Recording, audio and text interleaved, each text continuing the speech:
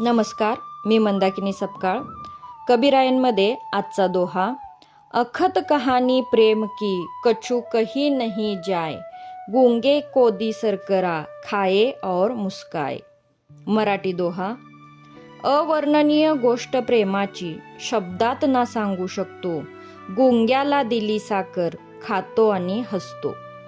परमात्म्याविषयी असणारे प्रेम हे अवर्णनीय असते.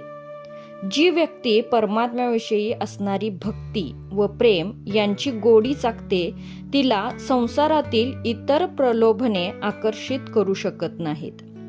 परमात्म्याशी तल्लीन झालेली व्यक्ती नेहमी मंद मंद हसत असते. एखाद्या मुख्या माणसाला जर साखर खायला दिली तर तो खाईल आणि हसेल, कारण तो साखर कशी लागते याचे शब्दात वर्णन करू शकत नाही. नेमके अशीच स्थिती परमात्म्याशी एकरूप झाल्यानंतर होते. म्हणून कबीर म्हणतात, अखत कहानी प्रेम की कछु कही नहीं जाए, गूंगे को दी सरकरा खाए और मुस्काए. धन्यवाद.